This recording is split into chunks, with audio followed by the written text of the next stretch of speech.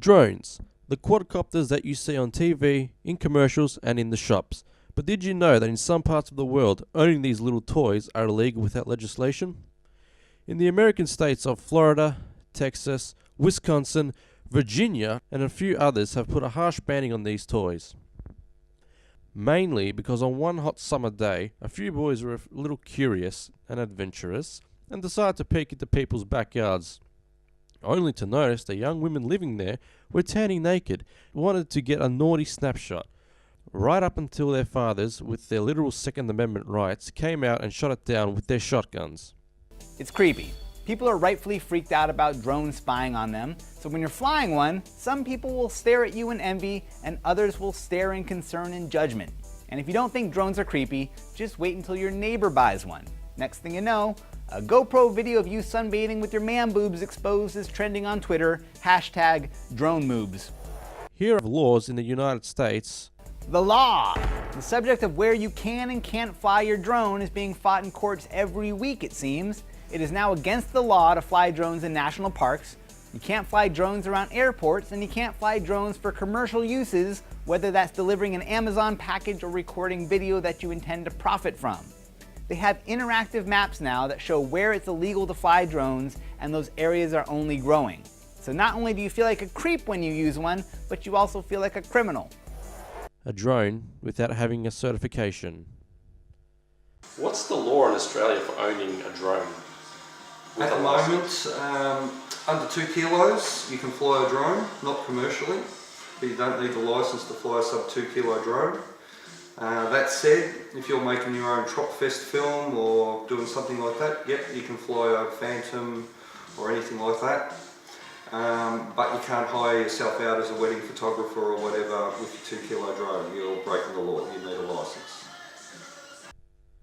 Drones vary in price from... What's the average cost of a drone that you would usually sell to a hobbyist? Probably between 150 and 250 bucks. Sounds good. At that level, they're fundamentally toys. Yeah, and it's a good price as well. Yeah.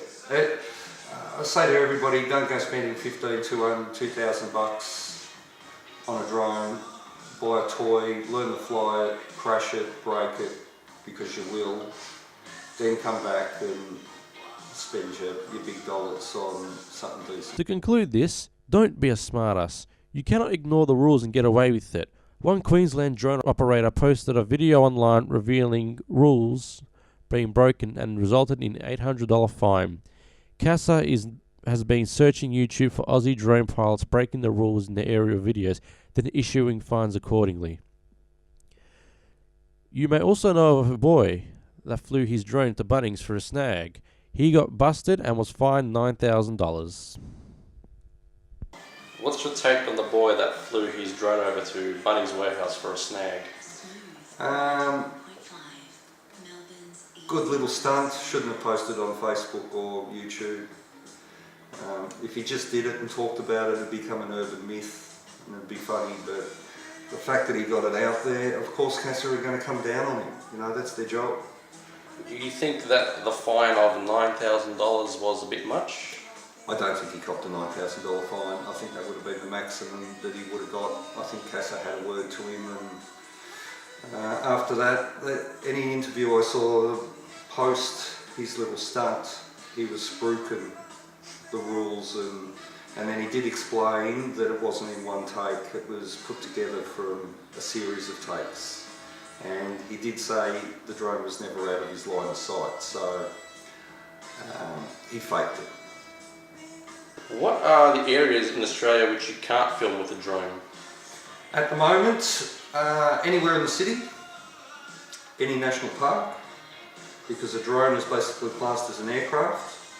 So don't think you can go to Ayers Rock or Uluru, fly your drone around and film it, you need permission. Don't think you can fly your drone down through the 12 Apostles and film it, you need permission. That's just the way it is. Until the laws are archaic, there's not much, you know.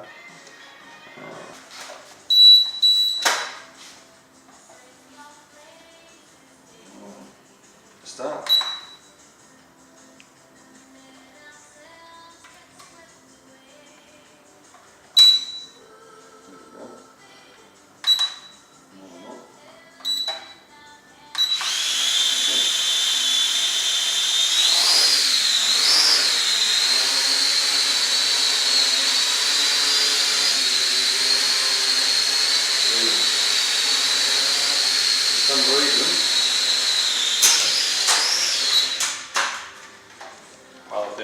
Black Hawk down.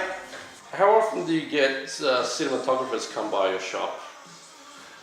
I'd say that'd have to be probably 15% of our inquiries. If you take out the hobbyist and the toy group, you'd say the rest are broken up between tradesmen, cinematographers, farmers and hunters. Micro drones are the size of your palm and have laws of their own. What's your opinion on the micro drones? You mean the new breed of Palm size. drones the size of your phone? Yeah. Look, I think they're going to, fill a need in the market. No one wants to carry around a DJI Phantom in their, their backpack. They want something portable, especially for this new, selfie or droney. Social media. I've got to take an aerial shot of whatever,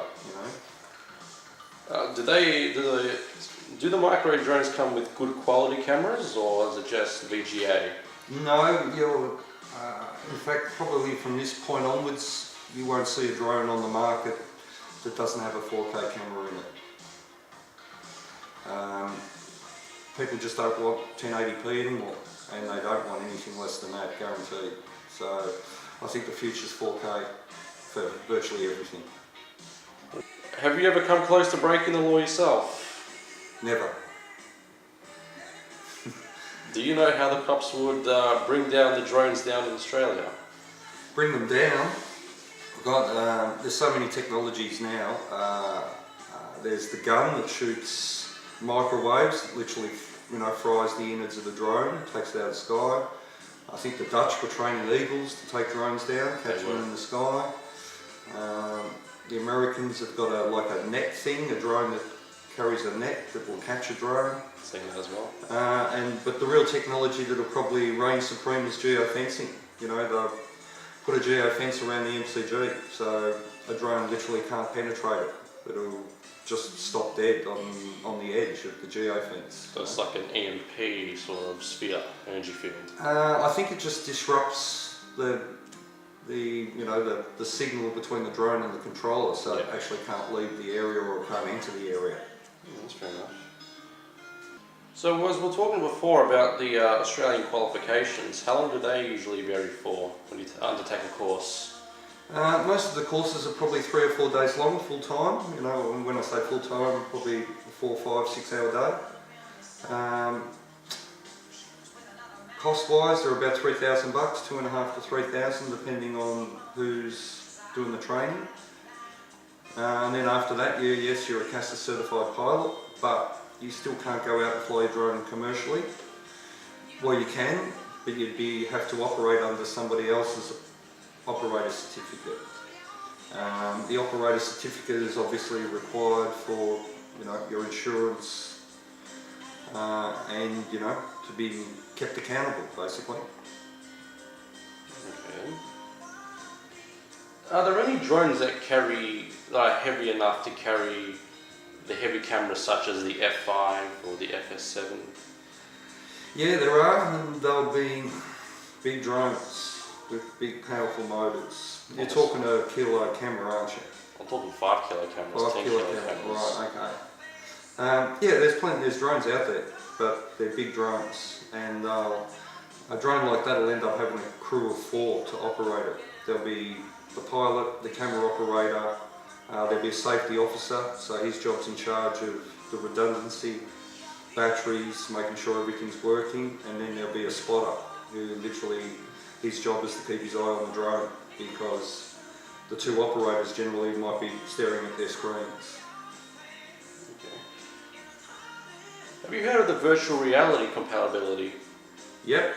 A lot of these new VR cameras, 360 degree cameras, they're so small you can whack them on the back of the drone. I think there's a lot of talk that's the future of drone racing, is to be able to put a VR camera or a 360 camera on the back of a racer, which means the public can basically jump from pilot to pilot and look around in the middle of a race. And I think that will be, to a degree, a winner for the sport, It'll make it more a better spectator sport.